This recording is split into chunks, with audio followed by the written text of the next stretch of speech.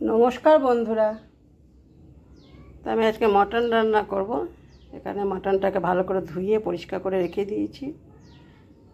আর এখানে আলু দেবো। আলুটাকে দেখো মাঝারি সাইজে আলু আছে, 2 পিস করেছি।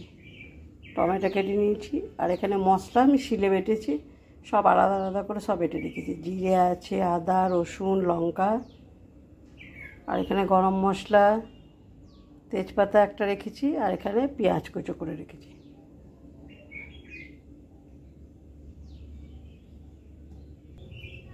কড়াই বসিয়ে তেল দিয়েছি, সর্ষের তেল। 2টো তেজপাতা প্রথমে দিয়ে দেবো।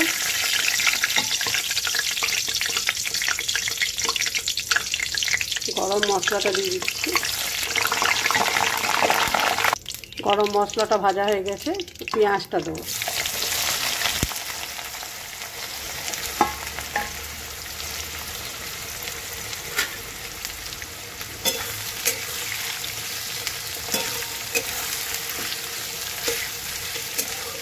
পেঁয়াজটাকে ভেজে নেব।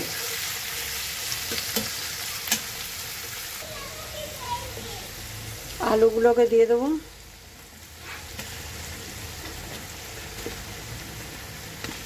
আলুগুলোকে পেঁয়াজের সঙ্গে ভেজে নেব।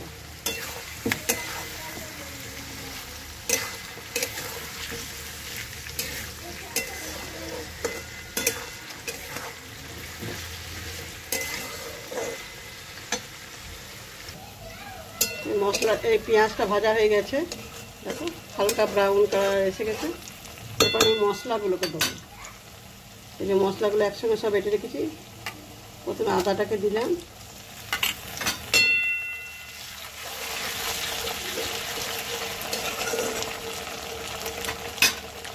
রসুন, লঙ্কা, জিরে বাটা,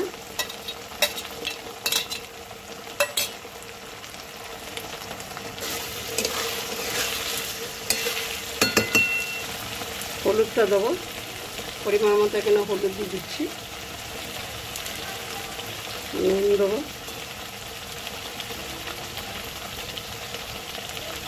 আর সামান্য একটু চিনি দিচ্ছি, 1 চিমটে মতন একটু চিনি দিব। এটা ব্যালেন্সটা ঠিক থাকবে, নুন, ঝাল, মিষ্টি।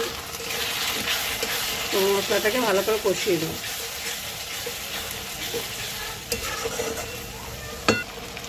কাশ্মীরি লঙ্কা দিয়ে দেবো, 1 চামচের মতো আমি এটা দিলাম কাশ্মীরি লঙ্কা। মিট মশলা দেবো।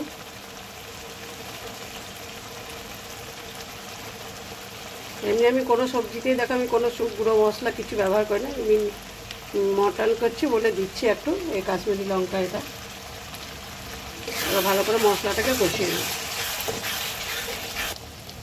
মশলাটা হালকা কষানো হয়ে গেছে।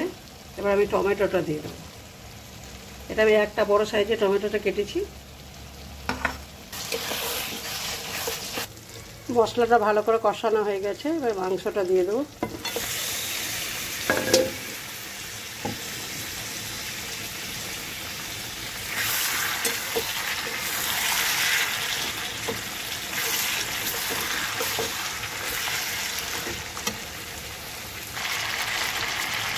দই দিয়ে দেবো। দইটাকে ফেটিয়ে রেখেছিলাম, দিয়ে দইটাকে দিয়ে দিচ্ছি।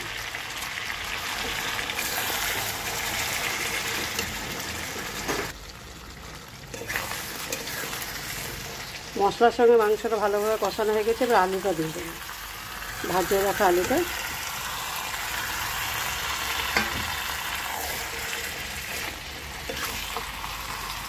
মাংস, আলু সব কষানো হয়ে গেছে, জল দিয়ে দিচ্ছি এবার।